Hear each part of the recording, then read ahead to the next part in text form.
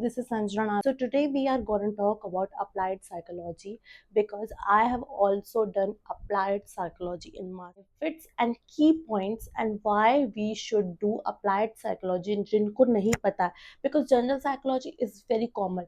Clinical psychology we are aware of it, but this is a new branch which we are basically, अगर आप देखो area wise अगर देखो तो mental health में और एजुकेशन में और बिजनेस में, स्पोर्ट्स में, हेल्थ केयर में, लॉ में और ह्यूमन बिहेवियर में अप्लाइड साइकोलॉजी काम आती है.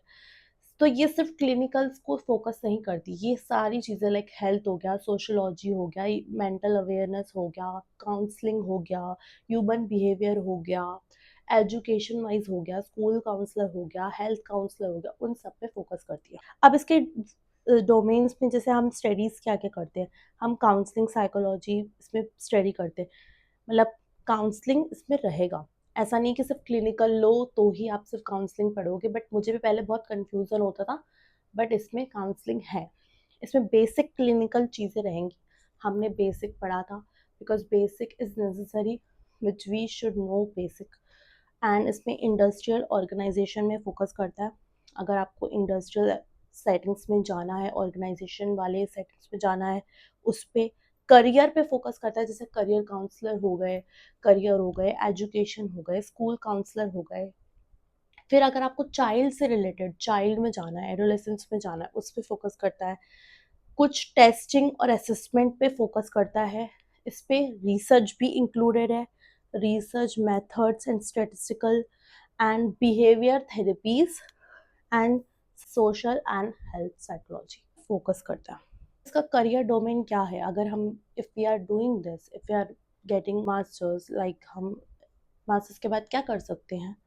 We see the career settings are like school we can do this in this admission counselor या फिर कोई भी career counseling की कोई भी settings हो, आप उस पर जा सकते हो. एज अ स्कूल काउंसलर आप जा सकते हो, एज अ हॉस्पिटल और मेंटल हेल्थ केयर सेटिंग्स में भी आप जा सकते हो, जहाँ पे सिर्फ काउंसलिंग की ज़रूरत हो, सिर्फ काउंसलिंग या गाइडेंस की ज़रूरत हो, आप वहाँ रह सकते हो.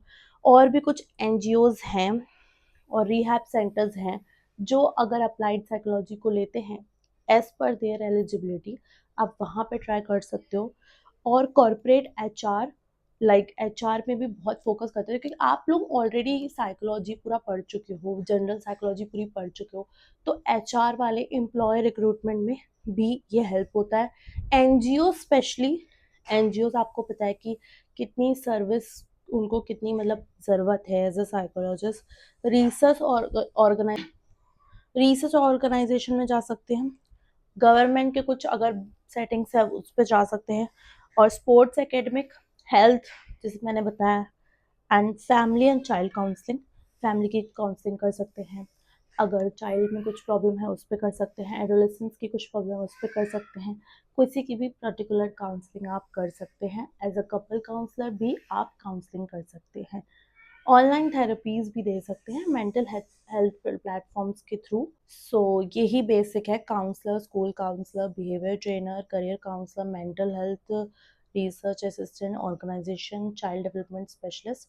तो ये सब आप ट्राई कर सकते हैं.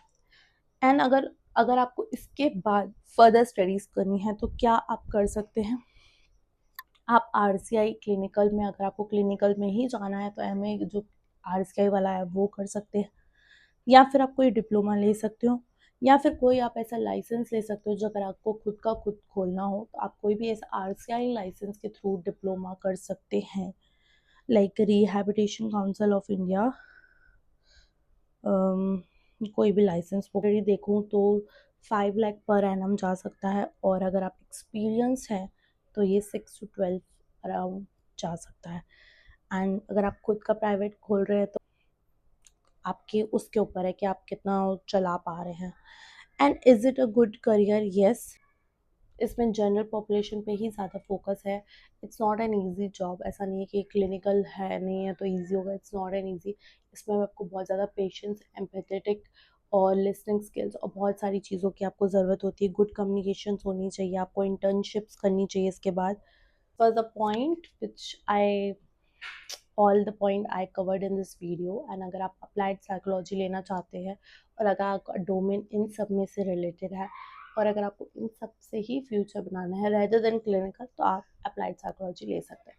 Thank you guys for watching my video, and if you want more videos like this, please comment below and I will definitely make a video for you.